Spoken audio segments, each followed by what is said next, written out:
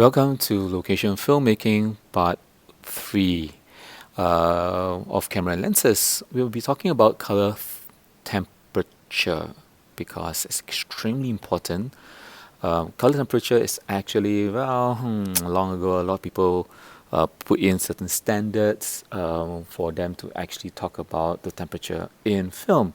So what they did was they took a piece of metal and they just take a fire and they just light the bloody metal, and then metal became, red hot, orangey red hot, and then they started to define the amount of light that was coming out from that particular black body radiator, so to speak. And then they started to give a chart of the colors, and they put the temperature on the different type of color hues as it turned from red hot to cool. So let's talk about color temperature and what is it all about. Hi, I'm Jeff Seckendorf, and today I'm going to talk about color temperature. Now, when we talk about color temperature, it seems like it should be a very objective conversation.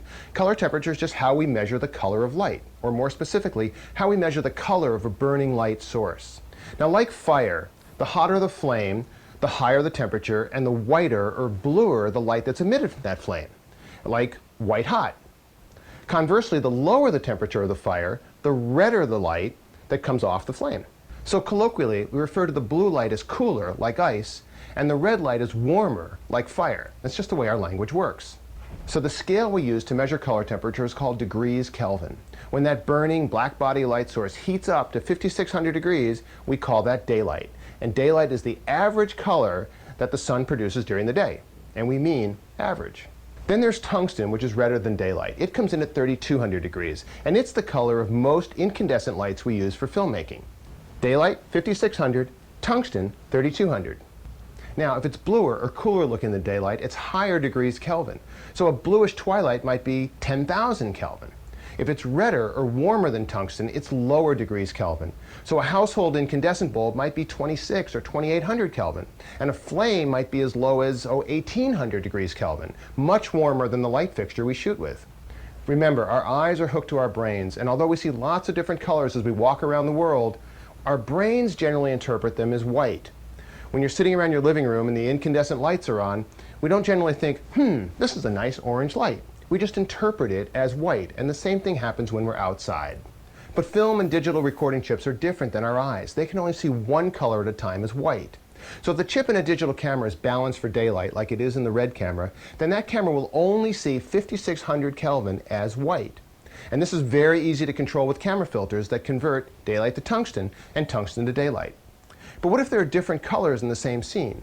Well, your camera will see the one it's balanced for as white, and anything in a higher color temperature will look blue, and anything in a lower color temperature will look reddish. So if you shoot an indoor scene that's lit with tungsten lights, and your camera is balanced for tungsten, the interior will look white, and everything that's outside the window in the daylight that's uncorrected will appear blue. This is where the science and the physics and all that gets really interesting, because all this becomes part of your creative choice as a filmmaker. You get to use color temperature to guide the way the viewer feels. You control your visual story with color. Warm things up, cool them off, use color as a metaphor. And watch how other people use color in their film and video projects. Tell your story with color. The bottom line about color, learn the rules, then break them all. So basically, color temperature is very, very tricky.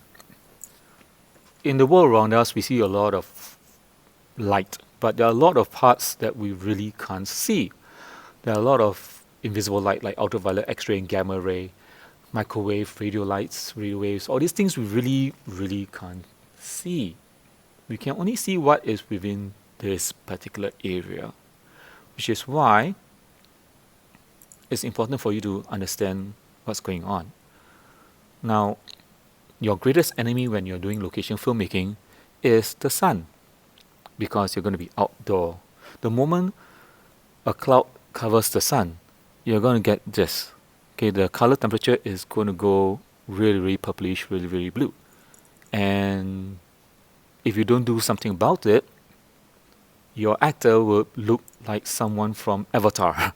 Okay, and if you're going to shoot indoor and then you use a candle flame or very low tungsten light, then it's going to get really orangey. So how do you convert those light situation to neutral. That's something that looks white, but you got to white balance, which we'll be talking about that later. Just know for a fact that typical tungsten bulb in around your home, the temperature is around about 3200 Kelvin, whereas daylight, the sun is estimated to be about 5600. So when that happens and then you go out and shoot, and the clouds come over your actor, and then you see that he start to turn purple and blue, what are you going to do? Okay, so this is where white balance come into play.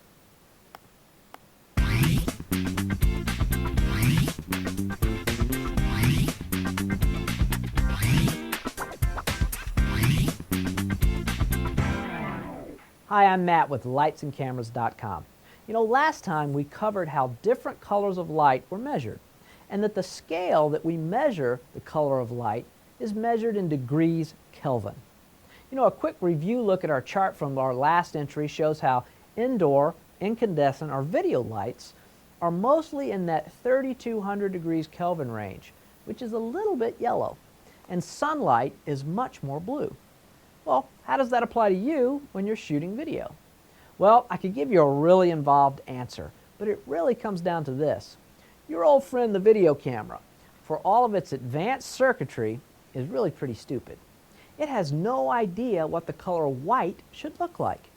If you're outside, a white object is being illuminated with light that is much more blue than if you're inside under these 3200 degree, more yellow lights.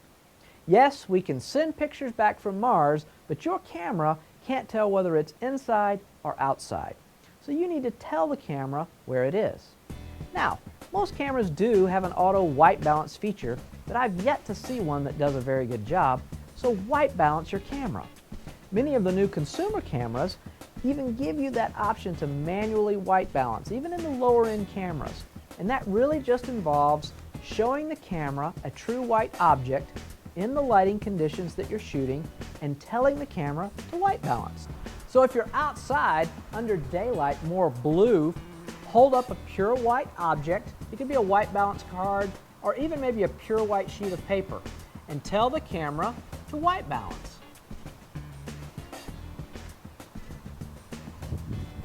So the same thing holds true if you're back inside under video lights or incandescent lights, more 3200 degree yellowish lights. Hold that white piece of paper or white card up and tell the camera to white balance. And now you see we've got the right color for our indoor lighting. The thing you got to remember is you want to do this whenever you change locations, especially in a mixed light situation where you have some daylight and some indoor incandescent light. Now, many cameras have indoor and outdoor white balance settings that'll get you close in almost any situation, but just use that as a starting point. Many of the new fluorescents and the new compact fluorescents have color temperatures that are all over the board, so go ahead and white balance that camera.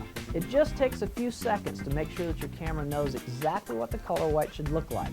Because remember, life is way too short to watch ugly video. So, besides white balancing your camera, you also need to know that there is something called the neutral density filter or ND filter. So basically, it's like a piece of glass to prevent too much light from entering your camera, just in case you are really out on a very sunny day. So this is what neutral density filter is all about. The last method of controlling light in a camcorder is by using a built-in neutral density filter. Neutral density filters are pieces of shaded glass that are placed in front of the lens.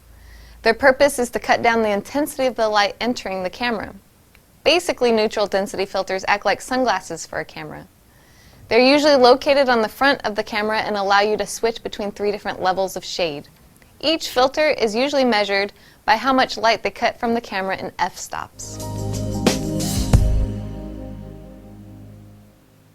The aperture, shutter speed, and neutral density filters in your camera are great tools for helping you control how light reaches your camera's sensor. Knowing how each one works and how to use them in concert with each other can take some time. However, that knowledge will result in beautiful images that can be captured under any lighting condition. Okay, so that was what neutral density filter is all about. And for location filmmaking throughout your whole module, you'll be using this camera called the Sony NX5P. This is what it looks like. It is a semi-professional camera which we got for you guys so that you all would be able to, be introduced to the basics of filmmaking at this present moment. Okay, which I think is pretty good enough.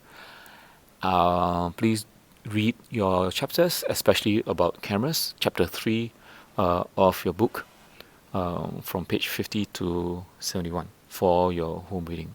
Right, and we will continue next week's video in this same forum. And in reading class, we'll be doing a lot of demonstration and group work. So keep it up, and we will continue location filmmaking video the next time around.